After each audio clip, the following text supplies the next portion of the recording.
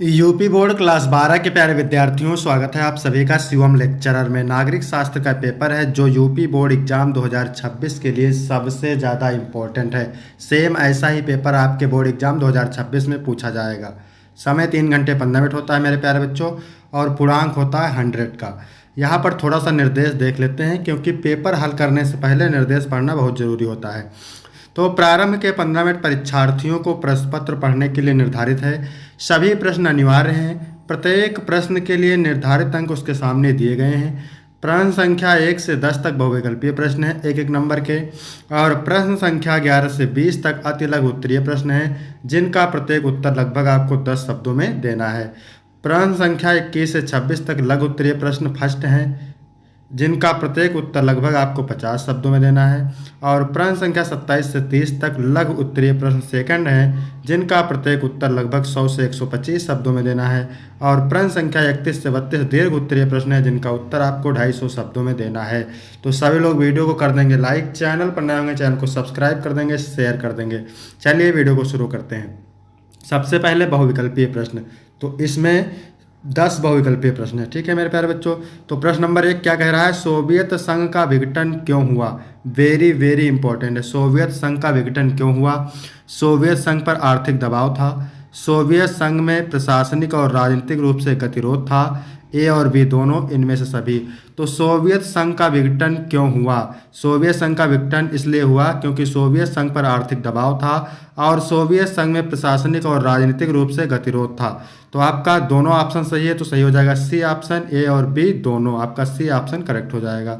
इसके बाद मेरे प्यारे बच्चों प्रश्न नंबर 2 है, निम्नलिखित में से कौन सा देश आसियान से संबंधित नहीं है? Indonesia, Malaysia, Thailand. तो मेरे प्यारे बच्चों मैं आपको बता दूं कि इंडोनेशिया, मलेशिया और थाईलैंड, ये तीनों देश आसियान से संबंधित हैं। संयुक्त राज्य अमेरिका संबंधित नहीं है। तो ध्यान रखना है, डी ऑप्शन सही हो जाएगा। यहाँ पर पूछा नहीं है। ठीक है। और कौन कौन से आसियान से संबंधित देश हैं? तो इंडोनेशिया, मलेशिया और थाईलैंड, इसको याद रखेंगे। तीसरा है, संयुक्त राष्ट्र संघ के झंडे में किस वृक्ष की पत्तियों का प्रयोग किया गया है? वेरी वेरी वेरी इंपॉर्टेंट है। पीपल, नीम, जैतून या आम। तो संयुक्त राष्ट्र संघ के झंडे में मेरे प्यारे बच्चों जैतून के वृक्ष की पत्तियों का प्रयोग किया गया है। सी ऑप्शन करेक्ट हो जाएगा। ठीक है मेरे प्यारे बच्चों, अगर आपको इसका पीडीएफ चाहिए तो डिस्क्रिप्शन में टेलीग्राम की लिंक मिल जाएगी, वहां से टेलीग्राम ज्वाइन करेंगे, आपको पीडीएफ मिल जाएगा। चौथा नंबर है, पर्यावरण पर स्टॉकहोम सम्मेलन किस वर्ष आयोजित हुआ? यानी स्टॉकहोम सम्मेलन किस वर्ष हुआ? 1992 में, 1982 में, 1972 में, 1975 में। तो पर्यावरण पर स्टॉकहोम सम्मेलन हुआ था 1972 में। सी ऑप्शन करेक्ट हो जाएगा। पांचवा नंबर है, वर्ल्ड सोशल फोरम की पहली बैठक कहाँ हुई थी? भारत में हुई थी, जापान में हुई थी, ब्राज़ील में, इनमें से कोई नहीं। तो वर्ल्ड सोशल फोरम की पहली बैठक हुई थी ब्राज़ील में। आपका सी ऑप्शन करेक्ट हो जाएगा मेरे प्यारे बच्चों। इसके बाद 6 नंबर प्रश्न क्या कह रहा है? हैदराबाद का भारत में विलय कब हुआ? वेरी वेरी मोस्ट इंपॉर्टेंट है। हैदराबाद का भारत में विलय कब हुआ? कमेंट करेंगे। 1948 में हुआ, 1950 में हुआ, 1947 में हुआ, 1961 में हुआ। तो हैदराबाद का भारत में विलय हुआ था 1948 में। हैदराबाद का भारत में विलय हुआ था 1948 में। भारत और पाकिस्तान के बीच शिमला समझौता कब हुआ था? 3 जुलाई 1972, 4 जुलाई 1972, 5 जुलाई 1972 या फिर 6 जुलाई 1972? तो 3 जुलाई 1972 को भारत और पाकिस्तान के बीच शिमला समझौता हुआ था। ए ऑप्शन करेक्ट हो जाएगा। इसके बाद 8वां नंबर प्रश्न है, राज्य पुनर्गठन कानून कब लागू किया गया था? 1951, 1952, 1956, 1960। तो राज्य पुनर्गठन कानून लागू किया गया था मेरे प्यारे बच्चों 1956। कब लागू किया था? 1956। सी ऑप्शन करेक्ट हो जाएगा। ठीक है, 1956 सी ऑप्शन करेक्ट हो जाएगा। ये जो है राज्य पुनर्गठन कानून 1 नवंबर 1956 को भारत सरकार द्वारा पारित किया गया था। ठीक है। इसके बाद में नंबर, श्वेत क्रांति का जनक किसे कहा जाता है? वेरी वेरी इंपॉर्टेंट है। एम.एन. स्वामीनाथन, जवाहरलाल नेहरू, वर्गीज कुरियन, इनमें से कोई नहीं। तो श्वेत क्रांति का जनक कहा जाता है वर्गीज कुरियन। सी ऑप्शन सही हो जाएगा। और इन्हें यानी वर्गीज कुरियन को भारत में अमूल्य मैन और मिल्क मैन कहा जाता है। क्या कहा जाता है? अमूल मैन कहा जाता है और मिल्क मैन भी कहा जाता है। ठीक है, तो इसको ध्यान रखेंगे। इसके बाद है 10 नंबर प्रश्न, अंतर्राष्ट्रीय न्यायालय कहाँ स्थित है? हेग में, न्यूयॉर्क में, जेनेवा में, पेरिस में। तो अंतर्राष्ट्रीय न्यायालय स्थित है हेग, नीदरलैंड। आपका ए ऑप्शन करेक्ट हो जाएगा। इसके बाद हम बात करेंगे अति लघु उत्तरीय प्रश्न की। ठीक है मेरे प्यारे बच्चों, तो प्रत्येक उत्तर के लिए आपको 2 अंक मिलेंगे। उत्तर आपको एक सेंटेंस में यानी 10 शब्दों में देना है। बेनजीर भुट्टो की हत्या कब की गई? मोस्ट इंपॉर्टेंट है, या ऑब्जेक्टिव में भी पूछा जा सकता है। तो बेनजीर भुट्टो की हत्या हुई थी 27 दिसंबर 2007 को। कब हुई थी? 27 दिसंबर 2007 को।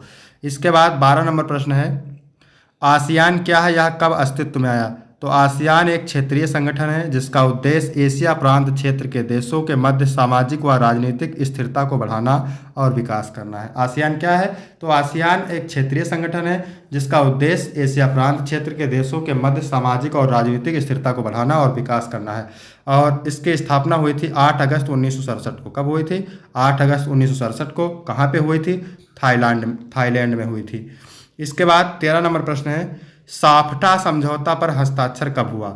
29 जून 2005 को साफ्टा समझौते पर हस्ताक्षर हुआ। इसके बाद है 14 नंबर प्रश्न, अंतर्राष्ट्रीय स्तर पर काम करने वाले किन्हीं 2 गैर सरकारी संगठनों के नाम लिखिए। 2 अंक का है, यूनेस्को और यूनिसेफ। क्या है? यूनेस्को और यूनिसेफ। इसके बाद है निशस्त्रीकरण से क्या अभिप्राय है? तो निशस्त्रीकरण से अभिप्राय हथियारों के निर्माण या उनको हासिल करने पर अंकुश लगाना है। निशस्त्रीकरण से अभिप्राय हथियारों के निर्माण या उनको हासिल करने पर अंकुश लगाना है। इसके बाद 16 नंबर प्रश्न है, क्या कह रहा है? पर्यावरण से जुड़े अंतर्राष्ट्रीय संगठन का नाम लिखिए। तो पर्यावरण से जुड़े अंतर्राष्ट्रीय संगठन का नाम है संयुक्त राष्ट्र पर्यावरण कार्यक्रम। ठीक है मेरे प्यारे बच्चों। इसके बाद है 17 नंबर प्रश्न, वैश्वीकरण के किन्हीं 2 दुष्परिणाम का उल्लेख कीजिए। पहला है, वैश्वीकरण से गरीबी और बेरोजगारी में वृद्धि हुई तथा अमीरों और गरीबों के बीच की खाई और ज़्यादा बढ़ गई। राज्य द्वारा शिक्षा, स्वास्थ्य आदि कल्याणकारी कार्यों पर किए जाने वाले खर्च में कटौती की जा रही है। इसके बाद है 18 नंबर प्रश्न, भारत में वैश्वीकरण की शुरुआत कब हुई थी? 1991 में आर्थिक नीति अपनाने से हुई थी। ठीक है। इसके बाद है 19 नंबर प्रश्न, क्या कह रहा है? राष्ट्र निर्माण की 2 चुनौतियाँ। एक तो पहला है लोकतंत्र को कायम रखना, दूसरा है राष्ट्र का विकास करना ताकि समाज का भला हो, ताकि समय से समाज का भला हो। ऑपरेशन फ्लड का संबंध किस रोजगार से है? दूध उत्पादन से है। ऑपरेशन फ्लड का संबंध किससे है? दूध उत्पादन से है। इसके बाद है लघु उत्तरीय प्रश्न। फर्स्ट उत्तर आपको 50 शब्दों में देना है। प्रत्येक उत्तर के लिए आपको 5 नंबर मिलेंगे। विकेंद्रित नियोजन पर संक्षिप्त टिप्पणी लिखिए।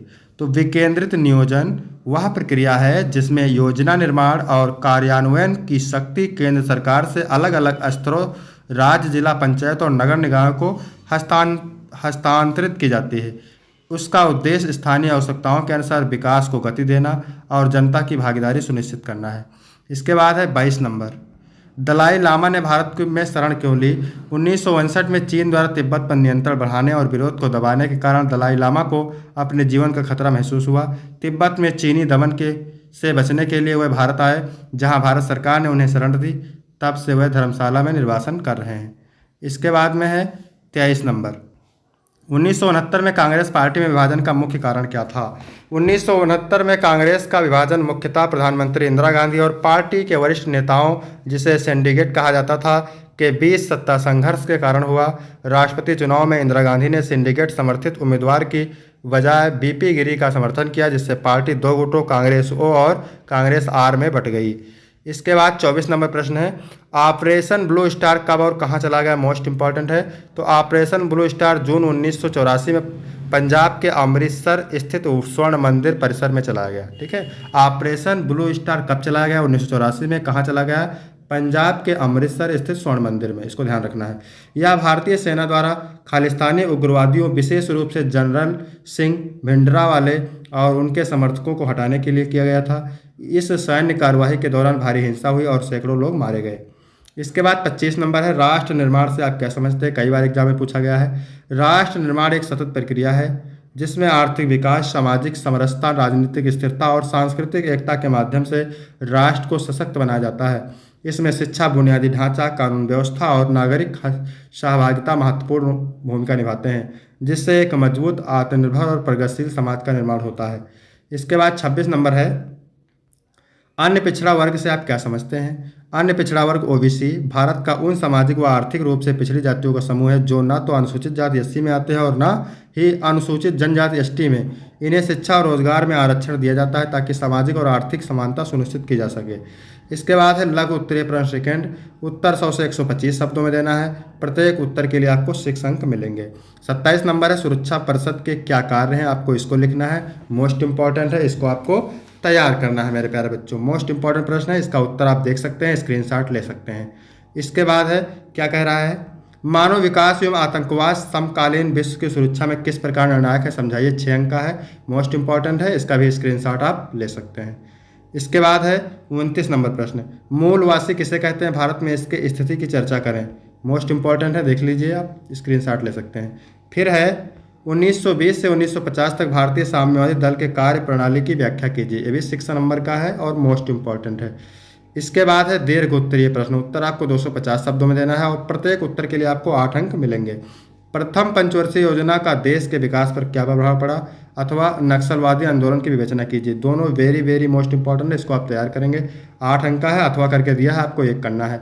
फिर 32 नंबर प्रश्न है गुट निरपेक्षता से क्या अभिप्राय है। गुट निरपेक्ष आंदोलन के प्रारंभ में भारत की भूमिका का वर्णन कीजिए, अथवा भारत में 1967 में हुए चौथे आम चुनाव का विस्तार से वर्णन कीजिए। तो यहाँ तक वीडियो कंप्लीट होता है मेरे प्यारे बच्चों। वीडियो अच्छा लगा तो वीडियो को लाइक करेंगे, चैनल को सब्सक्राइब करेंगे। फिर मिलते हैं आपको अगले वीडियो में, तब तक के लिए जय हिंद जय भारत।